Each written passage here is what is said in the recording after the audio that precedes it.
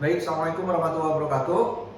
Pada kesempatan kali ini, pada materi hari ini kita akan mempelajari tentang variasi jumlah kromosom. Gitu. Jadi, di mana variasi jumlah kromosom merupakan salah satu sumber dari keragaman genetik suatu tanaman. Di mana keragaman genetik itu nantinya itu akan sangat bermanfaat sekali dalam program pemeliharaan tanaman. Kenapa? Karena kegiatan pemeliharaan tanaman itu dapat berlangsung itu kalau salah satu syaratnya itu jika ada keragaman genetik di dalamnya. Gitu. Nah, di dalam variasi jumlah kromosom itu nanti penambahan ataupun pengurangan jumlah kromosomnya itu bisa terjadi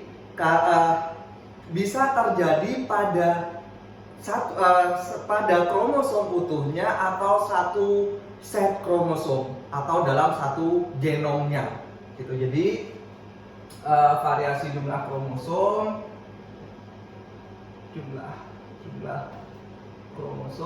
itu bisa hanya ketambahan atau berkurang satu atau lebih kromosom atau satu set genomnya, sehingga nantinya variasi jumlah kromosom ini dibedakan menjadi euploid dan aneuploid. Individu-individu euploid ini merupakan individu-individu yang penambahan atau pengurangan kromosomnya itu terjadi secara keseluruhan dalam genomnya. Misalkan pada individu-individu diploid gitu ya. Misalkan pada tanaman padi itu kan 2N sama dengan 2X sama dengan 24. Ini kromosom tubuhnya. Kemudian kalau ini nanti ke kromosom kelamin atau gambarnya. Maka penambahan jumlah kromosom di sini itu terjadi dalam satu set kromosom lengkapnya atau dalam satu genomnya ini. Sehingga dari 2N sama dengan 2X, maka karena dia kelipatan keseluruhannya, maka dia jadi 2N sama dengan 4X gitu ya. 2 kali, maka di sini jadi 48. Begitu juga kalau kemudian kita berbicara tentang pengurangannya, kalau kemudian ini nanti berkurang dari diploid, kalau ini nanti karena dia diploid nanti tetra. Ini nanti ketika dia berkurang, maka dia berkurangnya itu satu set kromosom lengkapnya atau satu genomnya, sehingga dari individu 2N sama dengan 2X sama dengan 24, ini nanti jadinya ialah 2N sama dengan X itu karena 2X berkurang separuh set kromosomnya, jadi X sama dengan 12. Individu ini disebut nanti sebagai haploid. Untuk aneuploid di sini tidak seperti yang di sini yang merupakan penambahan atau pengurangannya itu satu set kromosom lengkap. Kalau di sini itu penambahan atau pengurangannya itu karena ketambahan kromosom utuhnya saja, bisa tambahan 1, 2 atau berkurang 1 atau 2. Kalau di sini berkurang atau bertambah kromosom utuh. Dan dia ketambahan 1, ketambahan 2 atau berkurang 1 atau berkurang 2. Sini untuk aneuploid. Jadi variasi jumlah kromosom itu dibedakan menjadi euploid dan aneuploid di sini. Kita masuk ke yang pertama yaitu euploid.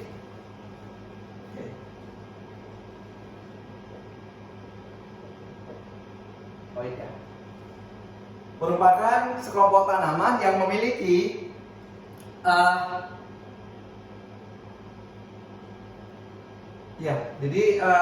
individu yang jumlah kromosomnya itu merupakan kelipatan dari set kromosom lengkapnya seperti yang saya jelaskan tadi. Jadi individu-individu ini meliputi mulai dari yang haploid untuk yang X, kemudian diploid gitu ya. Untuk yang 2X, kemudian triploid, triploid, untuk yang 3X, kemudian yang 4 itu tetraploid, untuk 4X, kemudian seterusnya nanti ada penta dan seterusnya, kemudian 5X, 6X dan seterusnya. Ini merupakan individu-individu yang hidup. Jadi mereka merupakan kelipatan dari kromosom seluruhnya. Dan tanaman-tanaman ini merupakan untuk tanaman-tanaman yang diploid itu merupakan tanaman-tanaman yang umum kita temui pada tanaman budidaya. Meskipun tidak semua, tapi kalau di Indonesia, kenapa? Karena ada beberapa tanaman-tanaman budidaya utama, misalnya gandum itu bukan termasuk di diploid. Dia ploidinya lebih tinggi. Oke, berikutnya kita berbicara tentang haploid. Tanaman-tanaman haploid merupakan tanaman-tanaman yang memiliki jumlah set kromosom itu separuh dari jumlah set kromosom jumlah set yang hanya memiliki separuh dari jumlah set kromosom sel somatiknya. Kalau kita berbicara tentang normalnya tanaman itu diploid, artinya dia adalah 2X, dia itu adalah 2X sama dengan 2N sama dengan 2X sama dengan, misalkan kalau pada tanaman padi itu 24, maka tanaman haploidnya itu adalah 2N sama dengan X sama dengan 12. Dan tanaman-tanaman haploid ini umumnya diperoleh dari kegiatan-kegiatan yang berkaitan dengan bioteknologi. Misalkan di kultur jaringan itu ada kultur antera, di mana yang ditanam itu adalah mikrosporanya. Mikrospora ialah gamet jantan. Kalau gamet jantan itu sudah pasti haploid. Kemarin kita sudah berbicara tentang meiosis, di mana yang gamet ini kan nanti dia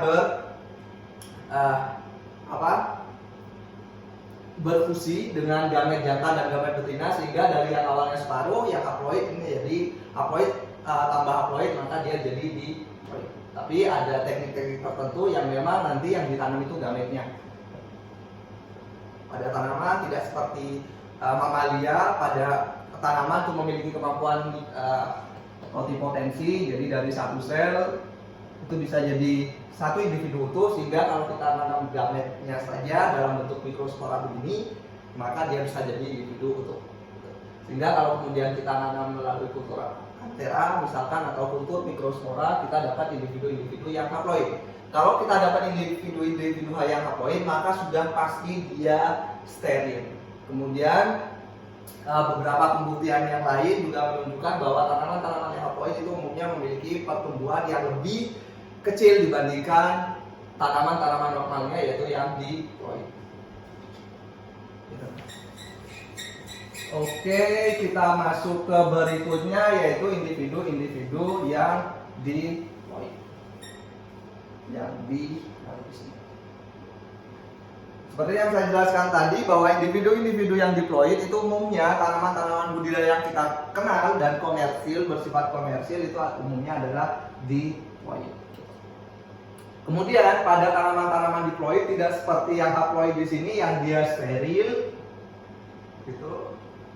Maka tanaman-tanaman diploid ini merupakan tanaman-tanaman yang pola perpasangan kromosomnya nanti berjalan secara lancar. Kenapa? Karena kan dia punya sepasang ya. Artinya masing-masing itu punya pasangannya 12 ini kan sepasang berarti 24. Kalau pada tanaman padi maka masing-masing kromosom itu sudah punya pasangannya, sehingga perpasangannya nanti terjadi secara bivalen. Kalau begini, sehingga kemudian dia menjadi fertil, tidak steril seperti yang di haploid. Kemudian studi-studi yang kita lakukan, misalkan nanti ketika kalian belajar Mendel segala macam, itu kalian akan mempelajari tentang studi pewarisan sifat pada tanaman-tanaman yang diploid. Kenapa? Karena tanaman-tanaman yang diploid itu merupakan tanaman yang mudah dipelajari studi pewarisan sifatnya. Kemudian berikutnya ialah tanaman-tanaman triploid. Artinya dia 2N sama dengan 3X sama dengan jumlah kromosom. Tanaman-tanaman triploid di sini itu sama karena dia ganjil, gitu ya. Sehingga pola perpasangannya nanti dia tidak bivalen, maka tanaman-tanaman triploid itu merupakan tanaman-tanaman yang steril. Nah, tanaman-tanaman triploid ini umumnya karena dia steril itu tidak berbiji. Ada tanaman-tanaman yang secara alami, melalui proses yang secara alami mereka triploid dan tiap hari barangkali atau meskipun tidak tiap hari kita sangat familiar dengan tanaman-tanaman yang triploid di sini. Contohnya apa Pak?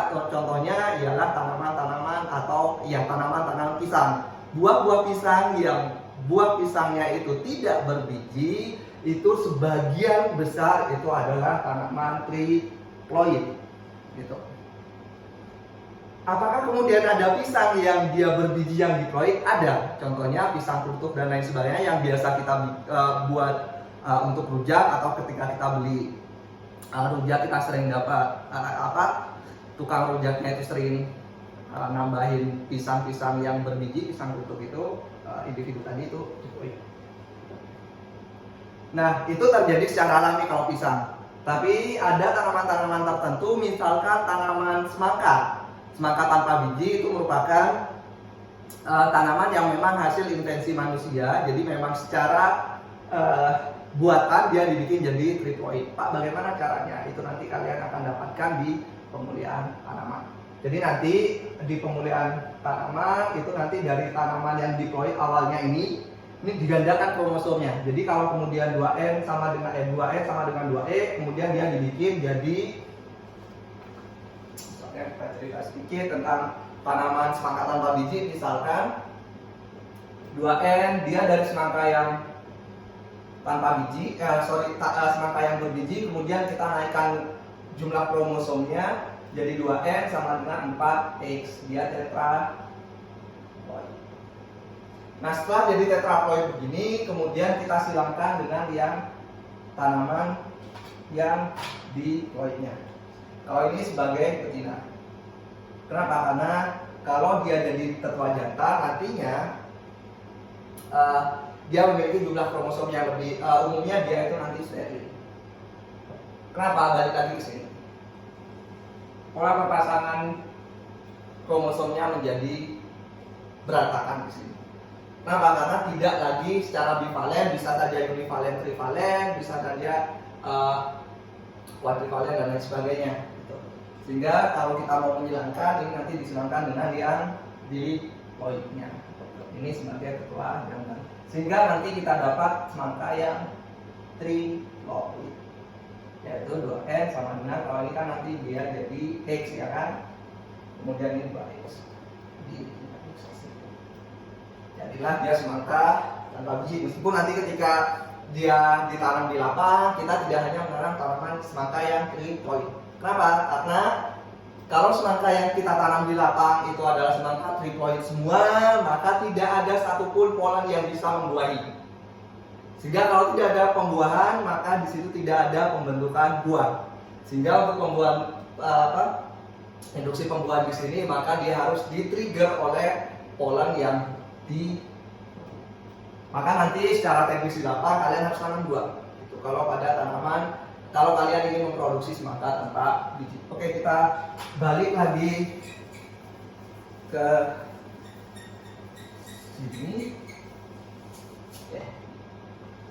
Kita sudah ke triploid, maka berikutnya yang triploid ini kita kemudian masuk ke tetraploid. Kalau tetraploid ini merupakan jumlah tanaman-tanaman yang memiliki jumlah kromosom itu kelipatan dari diploidnya. Nah, tadi itu kan dari kalau yang triploid itu dari yang tetraploid ke yang sama yang diploid. Tetra sama diploid. Kalau yang ini dia merupakan kelipatan dari sini. Nah, tanaman-tanaman tetraploid di sini nantinya ini masih kita bedakan lagi menjadi auto polyploid, atau kalau di sini kalau kita berbicara tentang ini nantinya auto tetra. Kenapa? Karena dia tetra kan. Tapi dia auto. Kenapa? Karena dia merupakan penggandaan dari genom aslinya. Tapi nanti juga ada penggandaan yang merupakan dia hasil persilangan dari dua spesies yang berbeda, sehingga nanti dia jadi polyploid. Jadi sehingga di sini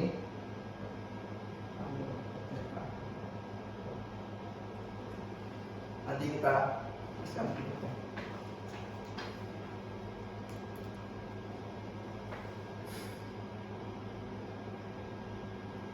Oke, ini sudah. Berikutnya kita masuk ke ini, ke antara yang auto polyploid dengan yang allopolyploid.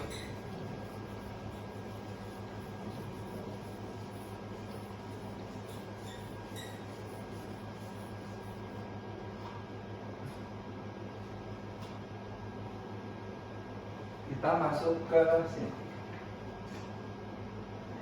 Maka dari slide-nya kita mulai dari allopolyploid.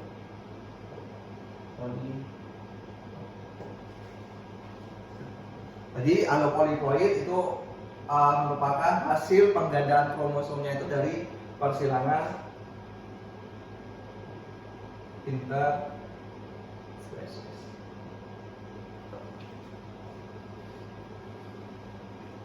Misalkan persilangan interspesies itu antar spesies. Misalkan kalau kita berbicara tentang tanaman budidaya, misalkan tanaman budidaya padi, tadi yang kita budidayakan itu kan Oryza sativa, S-nya kecil. Genom dari Oryza sativa itu adalah AA. Kemudian ada juga spesies Oryza yang lain, yaitu Oryza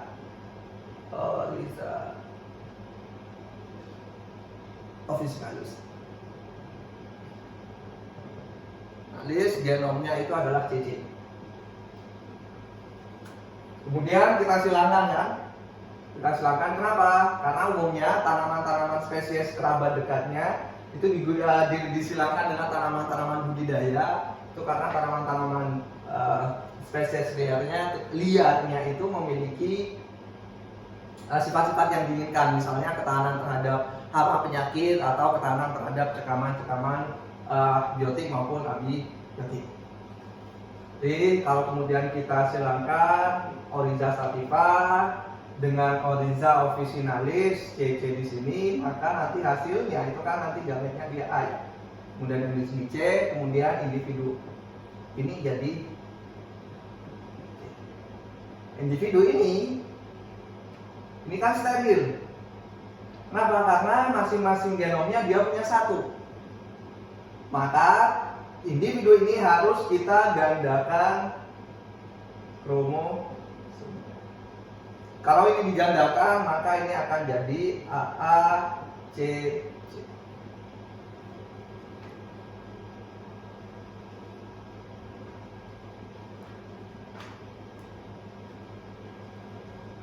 Allopolyploid juga bisa terjadi tidak utuh seperti ini, bisa juga terjadi secara sebagian. Misalkan pada kasus Oryza sativa atau tanaman padi. Kalau tanaman padi yang biasa kita konsumsi itu adalah Oryza sativa, tapi kalau ini biasanya banyak di Asia, termasuk Indonesia segala macam. Tapi padinya orang-orang di Afrika sana itu adalah Oryza glabellina, di mana genomnya itu adalah AA, tapi di sini dia ada GG-nya.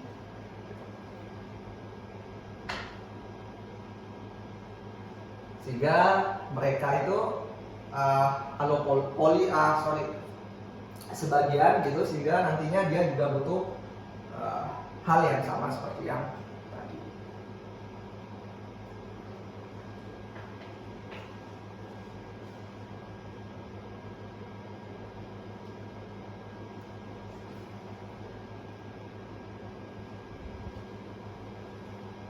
Nah, untuk yang berikutnya itu adalah auto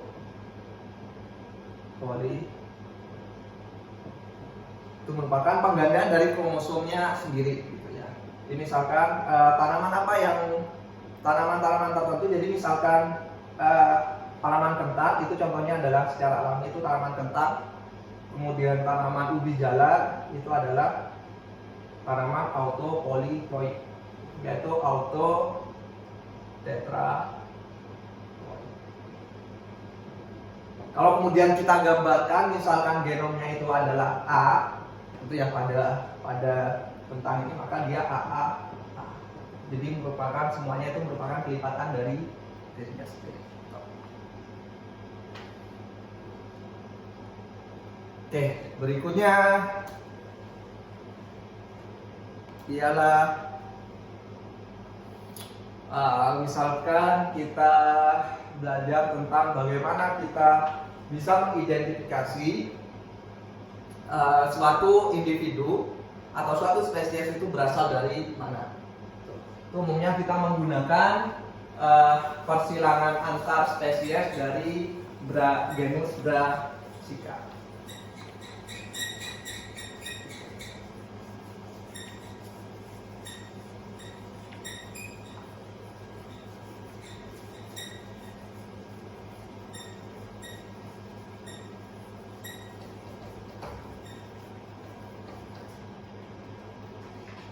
Ini halo.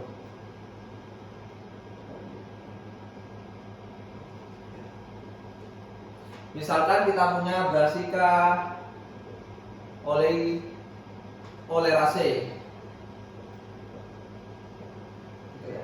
Dia 2N sama dengan 2X. 2N. 2N jumlah kromosomnya ialah 18. Kemudian ada Brassica nigra. Dia jumlah kromosom 2N sama dengan jumlah kromosomnya itu adalah 16.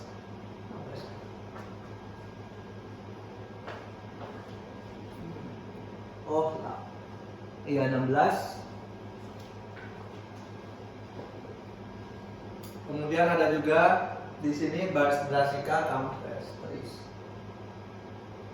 Kita gunakan ya, oke. Brassica campestris. 2N sama dengan jumlah kromosomnya itu 2.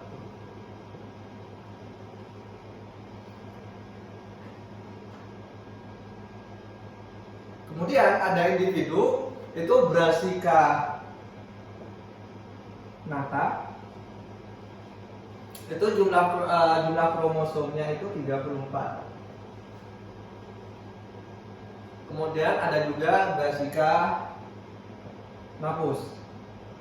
Itu jumlah kromosomnya 2N sama dengan 38. 38 ya. 3, oke, 38. Gitu ya. Kita punya Brassica. Kemudian kita tertarik, berarti kalau Brassica nata ini 2N, jumlahnya 34, kemudian 38, sebenarnya mereka itu hasil dari persilangan dari mana? Kita ingin tahu. Maka kita bisa cek di sini 2N sama dengan 18, berarti N-nya itu kan 9. Iya kan? N-nya 9, maka di sini N-nya itu di sini N-nya adalah 8, di sini N-nya 10. Oke. Kalau kemudian kita silangkan antara Brassica oleracea dengan Brassica nigra ini, kita silangkan, maka 9 tambah ini kan, 9 tambah 8 itu sama dengan 17. Ya kan? Nah, karena ini individu ini nanti steril, gitu, steril, maka individu ini steril, maka dia digandakan kromosomnya kan, digandakan kromosomnya jadi dari 17 kalau mengganda jadi 30. Kita cek di situ, oh ternyata Brassica nata itu memiliki jumlah kromosom 34. Maka bisa disimpulkan di sini berarti Brassica nata itu adalah hasil persilangan dari antara Brassica oleracea dengan Brassica. Kemudian di sini ada Brassica napus, jumlahnya 38. Bagaimana kalau kemudian kita silakan Brassica oleracea dengan Brassica campestre? Oh, kita kesini dulu.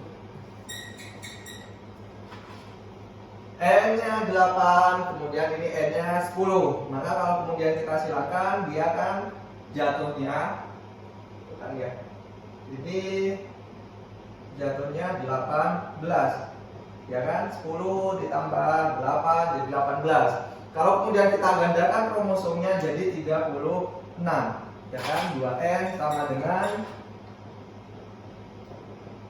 nah, maka kemudian ketika kita lihat, oh Brassica napus itu kok 38. Oh berarti Brassica napus itu bukan hasil persilangan antara Brassica nigra dengan Brassica campestris. Coba kita lihat di sini, oh nah N-nya 9, N-nya 10, kemudian kalau kita silangkan jadi dia 19, kalau kita gandakan jumlah kromosomnya jadi 38. Jadi 2N sama dengan 38 perfectly fit dengan Brassica napus. Jadi di sini adalah Brassica napus 2N sama dengan 38. Dapat kita simpulkan bahwa Brassica napus dengan Brassica campestris itu merupakan tetua dari Brassica napus. Berikutnya terus Pak, yang 36 ini punya siapa? Punyanya Brassica juncea. Kenapa? Karena Brassica juncea itu adalah 26 sama dengan 30. Perlu digarisbawahi bahwa persilangan antar spesies yang dia gitu, Pak, dia kan persilangan antara dua spesies ini. Kenapa kemudian dia membentuk spesies baru? Karena spesies baru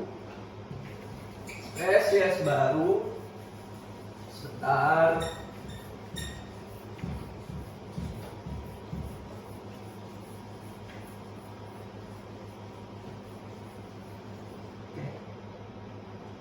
Pembentukan spesies baru atau istilahnya adalah spesiasi itu ketika kita menghilangkan dua individu gitu ya.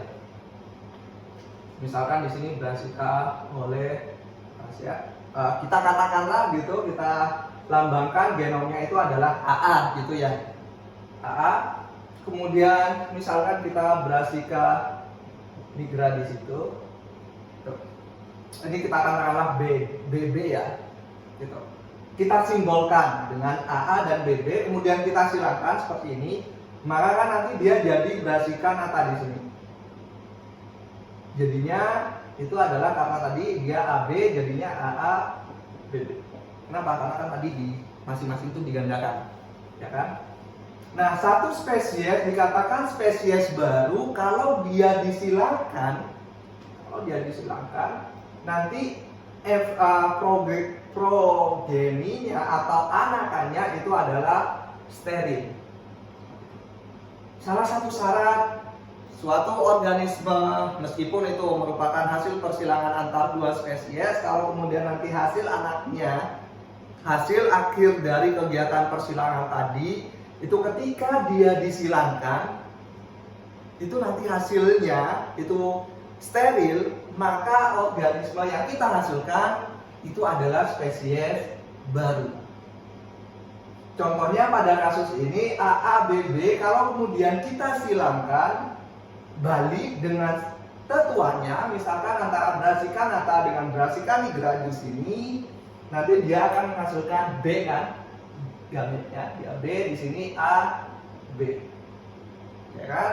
Kemudian nanti di sini itu jadi A, B, B. Ini ada pasangannya, ini tidak ada pasangan. Kalau tidak ada pasangan, ini berarti steril. Jadi individu ini kalau disilangkan dengan salah satu tetuannya, yaitu brassicanigra, dia jadi steril. Begitu juga ketika kita silangkan dengan tetua yang brassica oleracea, ketika ini AABB, kita tetap dapat AB, di sini dapat A, maka hasil akhirnya adalah AAB, di mana B-nya di sini yang nggak punya pasangan, sehingga di sini steril. Maka karena dia baik disilangkan dengan brassica oleracea menghasilkan anak yang steril, disilangkan dengan brassicanigra juga steril, maka individu AABB-nya ini menjadi satu spesies baru. Kenapa? Karena AABB-nya ini juga kan fertil. Fertilnya kenapa? Karena yang AA akan selalu berpasangan dengan AA. BB-nya itu juga berpasangan dengan BB-nya. Sehingga mereka fertil. Dan kenapa? Karena perpasangan kromosomnya itu tetap bivalen. Jadi tidak akan ada trivalen di sini. Kenapa? Karena yang A dengan B itu tidak kompatibel. Sama halnya dengan 2N sama dengan 36, 2N sama dengan 38, meskipun mereka itu fertil, individu yang fertil, tapi ketika mereka disilangkan dengan tetua awalnya, mereka akan sama-sama menghasilkan yang steril seperti ini, maka individu ini disebut dengan individu baru atau spesies baru. Nah, proses persilangan antar spesies seperti ini merupakan salah satu faktor yang membentuk spesies baru atau spesiasi.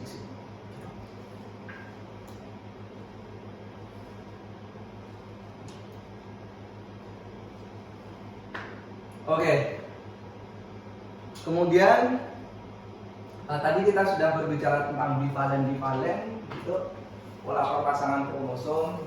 Kita sedikit bahas tentang itu.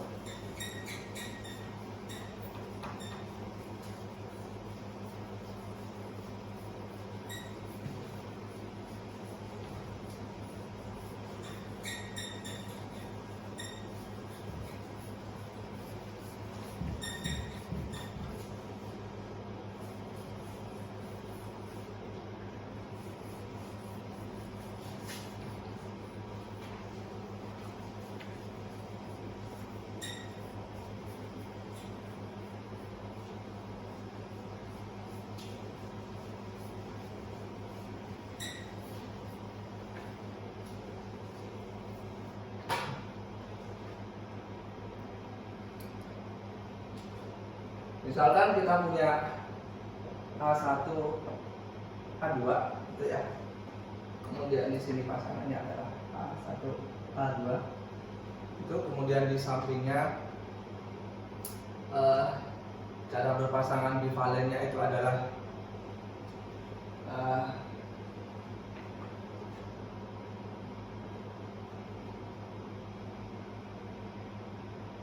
A1, A2,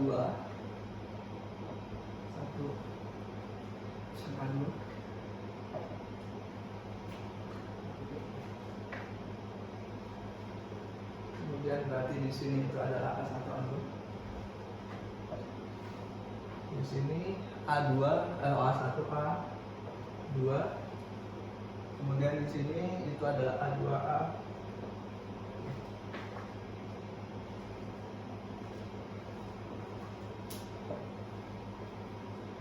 Kemudian kemungkinan gametnya, kemungkinan gamet, kemudian perpasangan bivalen ini.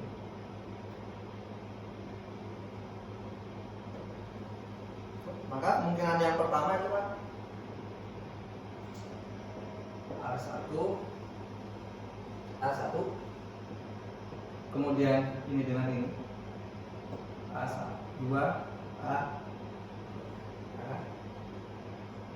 kemudian ini dengan ini A1, A2, A1, A2, kemudian kalau ini A1, A2, maka ini di sini A2, A. Berikutnya di sini sama saja sih. Jadi di sini jadinya A1 A2. Kalau ini ke sini maka ini ke sini. A1 A2. Kemudian ini di situ. Kemudian berikutnya adalah A1 A2 ke sini maka jadi A1 A2 ke sini A1 A. Ini sama saja, di sini juga sama, ini ke sini, kalau ini ke sini berarti ini ke sini. A1 A2 A2 A1 A1. Kemudian ini ke sini. Kemudian A2.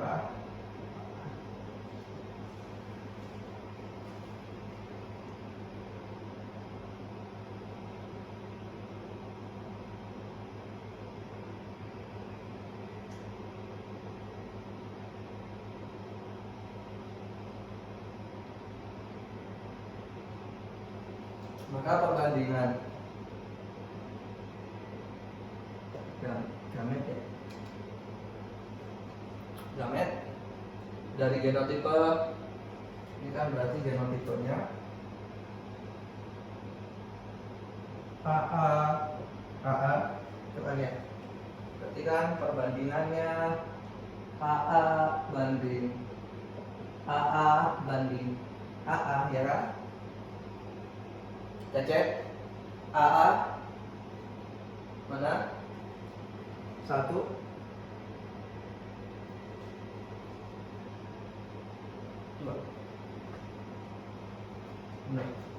2 jangan, berarti di sini 2 banding 1 2 3 4.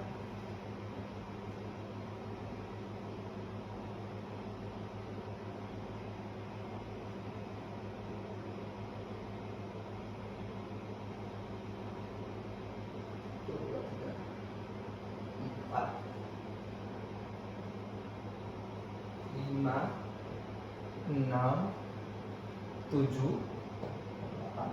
3, 4, 6, 7, 8. Berarti di sini 8. Kemudian ini sudah, ini sudah, ini sudah, ini sudah, ini sudah, ini sudah, ini sudah, ini belum. Berarti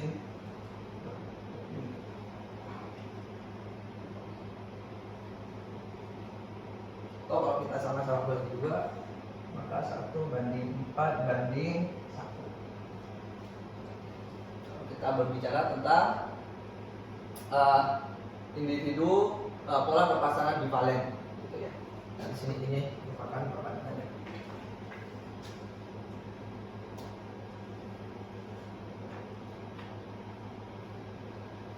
Kemudian misalkan kita punya juga individu yang oke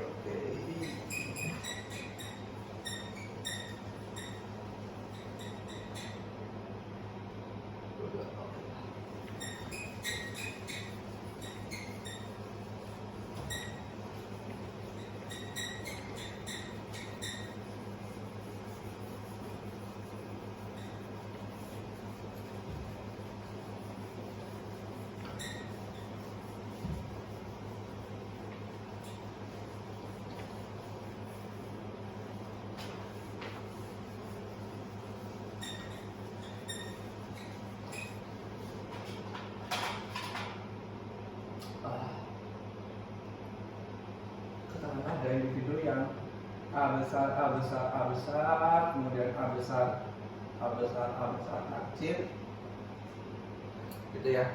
Kemudian ada individu A besar, A besar, A kecil, A kecil, kemudian ada individu A besar, gimana?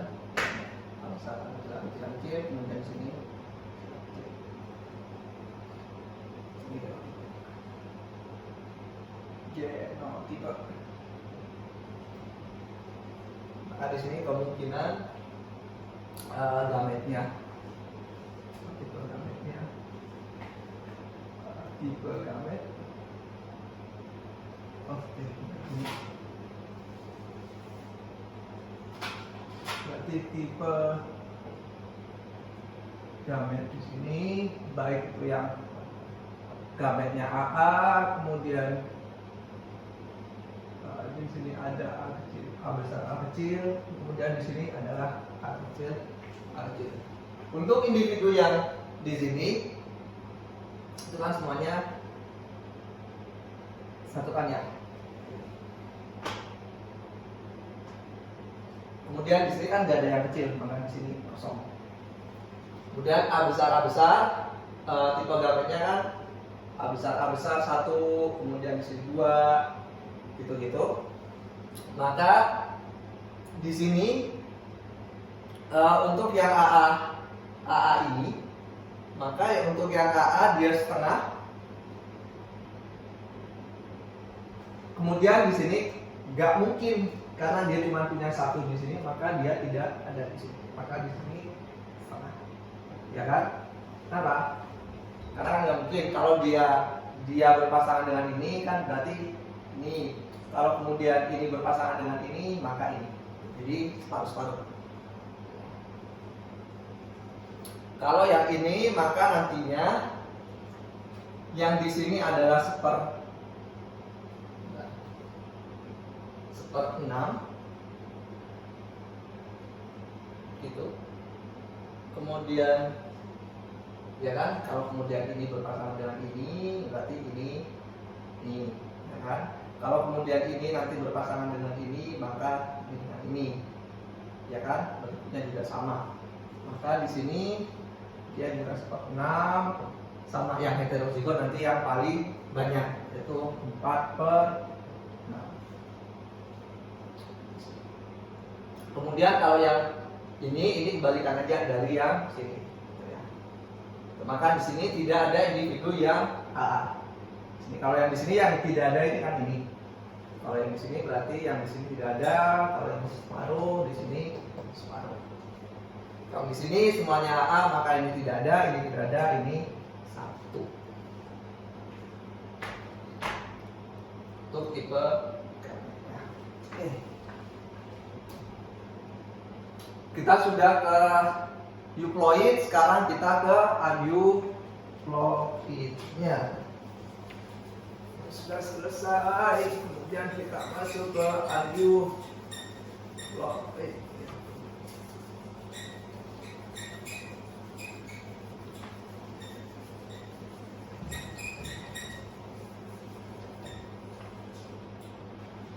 Masuk ke aneuploid. Jadi seperti yang saya bilang, dia individu-individu yang bertambah atau berkurangnya kromosom itu 1 atau lebih, gitu ya. Kromosom lengkap, bukan set, gitu.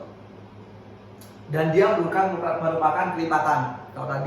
Kalau dia 1 set kromosom, maka kalau diploid jadi tetraploid, atau dari haploid ke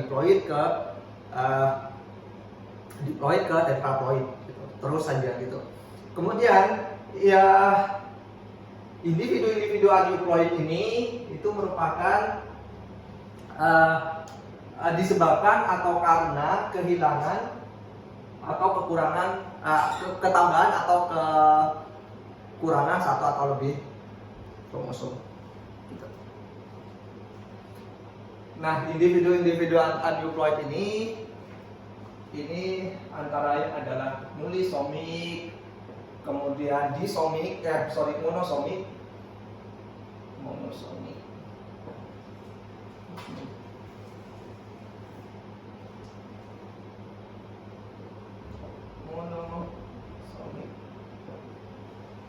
Kemudian di sini ada trisomik.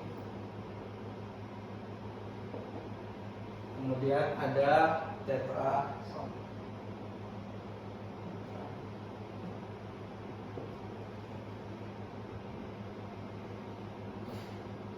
Kalau ini yang di sini ini merupakan pengurangan. Kalau di sini ini mana? Berarti kalau yang mulisomik itu adalah individu-individu yang 2N normalnya itu dikurangi 2. Jadi dia kehilangan 2 kromosom homolognya. Tapi kalau di sini dia kehilangan 1 kromosom saja. Jadi misalkan kalau pada tanaman padi tadi jumlah kromosomnya misalkan 24, maka dia jadi 22. Kalau tadi di euploid itu kan kalau berkurang dia maka berkurang separuhnya. Itu jadi 12 gitu. Tapi kalau di aneuploid dia kehilangan 1 atau di kromosom. Jadi kalau dia 2N-2 berarti dia kehilangan 2 kromosom aja di sini, dan 2 kromosom itu adalah kromosom homolognya. Sehingga kalau 24 di sini dia jadi 22 bukan 12. Kalau di sini sama 2N-1. Kalau kemudian tadi jumlah kromosomnya 24 maka dia jadi 23. Kalau pada penambahan. Kalau yang trisomik itu penambahan. Jadi dia itu 2N plus 1. Kemudian ini 2N plus 2.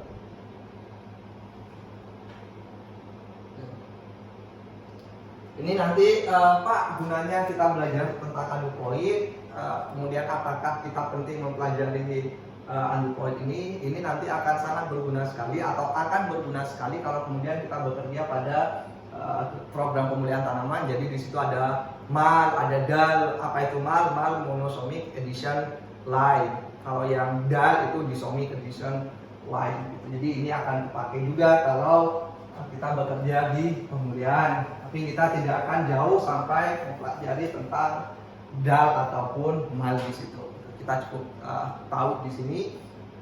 Jadi kalau nulis somik itu berarti kan dia kehilangan 2 kromosom homolognya. Kalau yang ini dia kehilangan 1 kromosom. Kalau ini ketambahan 1, ini ketambahan 2 kromosom homolognya.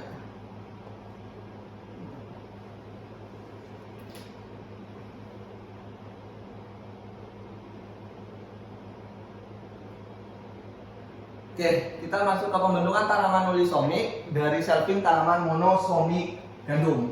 Kalau kita berbicara tentang monosomik, berarti kan ini. Gitu. Kita belajar tentang satu selfing dari tanaman monosomik.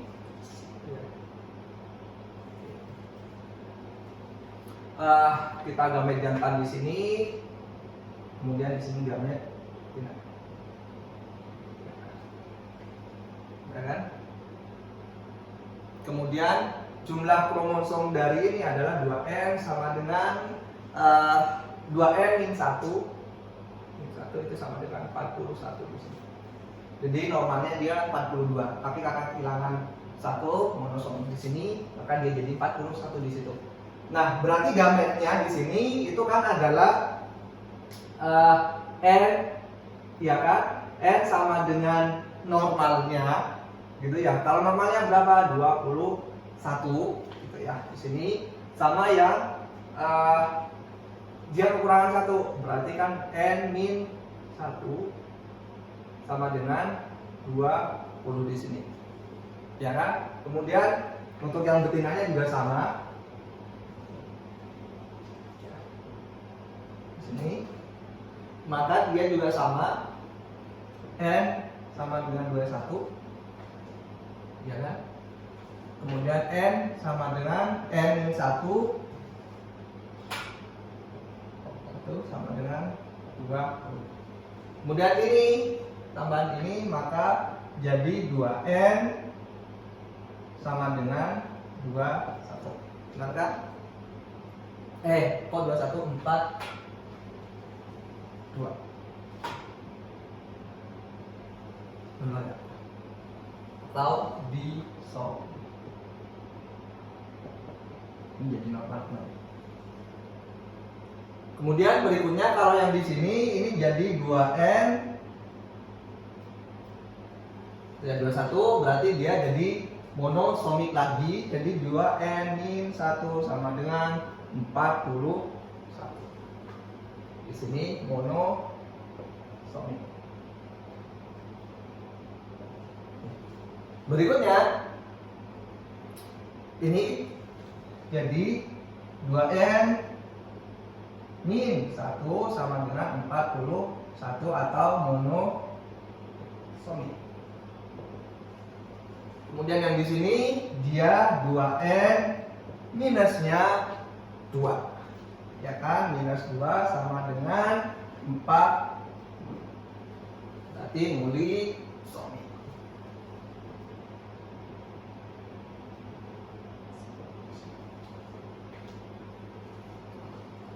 Jadi 1 disomi, 2 monosomi, dan 1 mulisomi. Paham kan ya? Nah, karena kan ini kan normalnya gitu. Normalnya itu kan jumlah kromosomnya 42. Ya kan, karena dia kekurangan 1, 2n min 1, dia jadi dari yang awalnya 42 jadi 41. Sehingga kalau kemudian gametnya itu dia bersegregasi kan, satunya 21, satunya 20, sama dengan yang betina.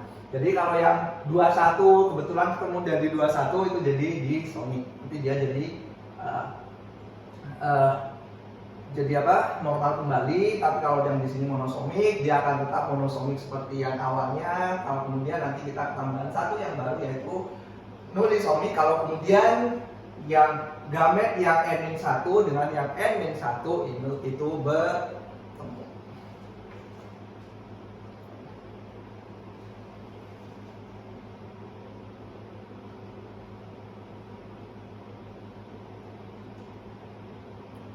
Kemudian berikutnya adalah kita belajar yang trisomi. Kita langsung contoh pada tanaman jagung manis trisomi. Oke, kita belajar trisomi ini pada kasus jagung trisomi.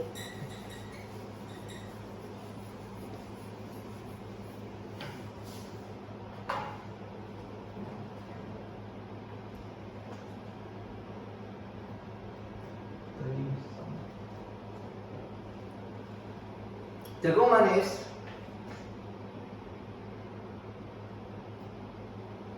disomik. Ya, disomik berarti kan kok disomik? Disomik dong. Disomik itu kan adalah S besarnya ini menandakan dia bawa jagung manis gitu ya. Kemudian yang normal gitu, jagung normal biasa diploid biasa, maka dia kan S kecil, SU kecil. Kemudian yang di sini ini tambahan satu SU kecil karena dia dominan jadi sama, yang di sini tidak gitu. Kemudian nanti dia ngasilin gamet gitu kan ya. Kalau yang di sini sudah pasti jadi SU kecil gitu kan ya. Dia cuma satu gitu. Kalau di sini beda lagi gitu. Kenapa? Karena nanti dia kan kalau ini pasangan dengan ini itu kan yang dia jadi SU ya kan. Kemudian ketambahan satu SU di situ. Benar kan? Kemudian berikutnya SU ini berpasangan dengan di sini, ya kan? Maka SU. Kemudian ininya sendiri SU di sini, ya kan? Kemudian kalau yang berpasangan ini, maka dia jadi SU dan SU kecil. Kemudian sisanya S. Nah, sehingga totalnya nanti menghasilkan 1, 2.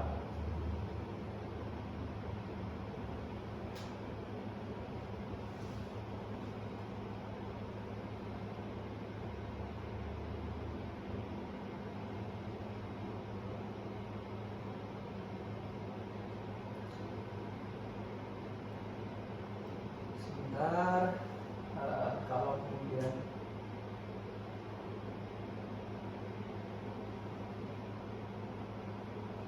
iya benar, menghasilkan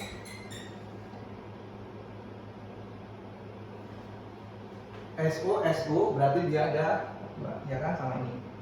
Ini sama ini berarti 2, ya kan. Kemudian SU ini cuma 1 kan, sama dengan 1. Kemudian SU kecil ini juga 1, ya kan. Kemudian SU nya ini ada 2.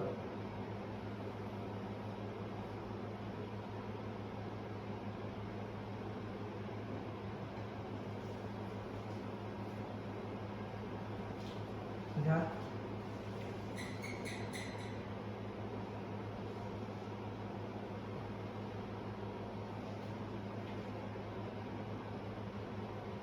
Sehingga tadi sebentar ini ada SU nya.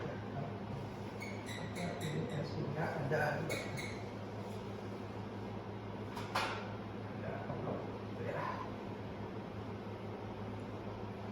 Maka di sini ini kan normalnya begini, maka kalau yang ini kan haploid ya. Kalau yang ini kan N plus 1 tambahan 1. Kenapa? Karena dia dari trisomi tadi. Ini ketambahan 1, ini N plus 1, ini N. Itu kan ya. Maka berikutnya ini ketemu dengan ini, ya kan? Jadilah SU C. Ini ada 1. Kemudian berikutnya ini ketemu dengan ini, maka SU kecil, SU kecil. Ini ketemu dengan ini, betul kan ya? Maka SU besar, SU kecil, SU kecil. Ini ada 2. Kemudian berikutnya adalah SU besar, S besar, S kecil. Ini ada 2 juga. Ada 1, ini ada. Kan tadi ada 6.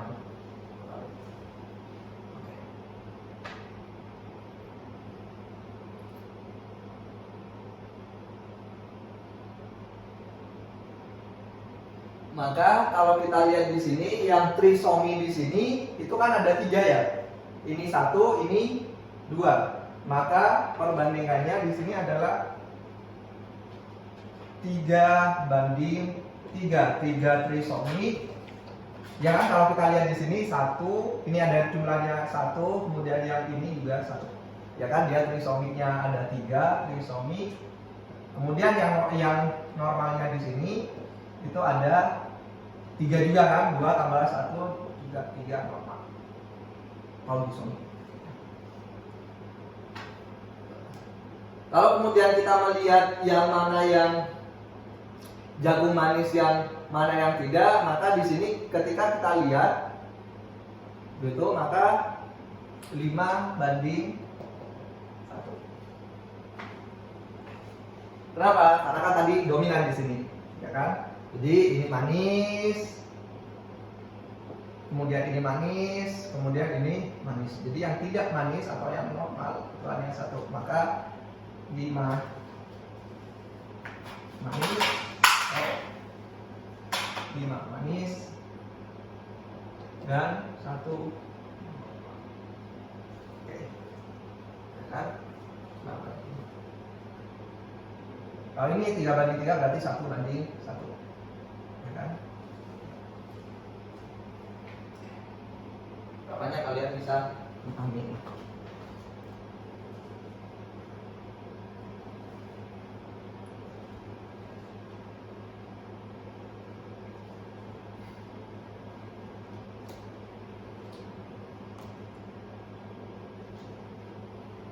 Nah, untuk trisomik itu masih dibedakan menjadi 4 gitu ya, untuk yang trisomik ini.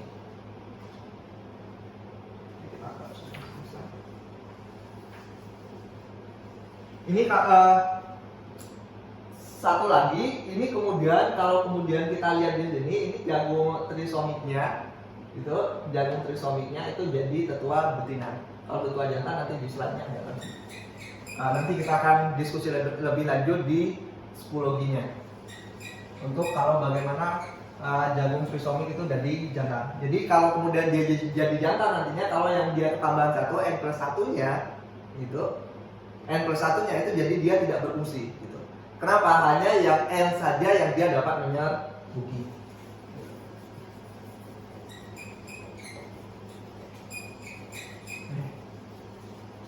Oke, trisomik ini dibedakan menjadi primer, sekunder. Jadi primer, jadi sekunder, kemudian menjadi tersier. Dan yang terakhir adalah heterosomik. Ini ketambahan kromosom normalnya, satu kromosom normal.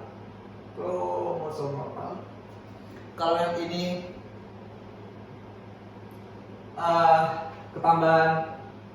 ketambahan satu kromosom yang dia berasal dari lengan yang sama, dari lengan kromosom yang sama.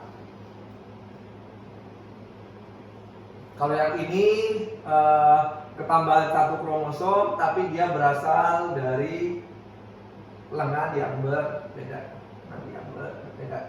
Kemudian kalau yang telosomi, dia merupakan ketambahan satu kromosom telosen yang merupakan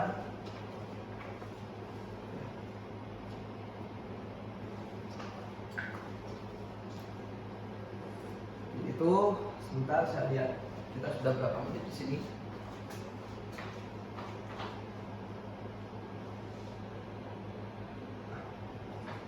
Oke, ternyata waktunya sudah 1 jam. Jadi untuk berikutnya, untuk terutama tadi trisomik pada tanaman jagung, untuk yang trisomiknya itu jadi jantan, kita akan diskusikan lebih lanjut di LMS kita. Kita lanjutkan di psikologi aja gitu ya. Itu saja kuliah kita pada kesempatan kali ini. Kurang lebihnya saya mohon maaf. Assalamualaikum warahmatullahi wabarakatuh.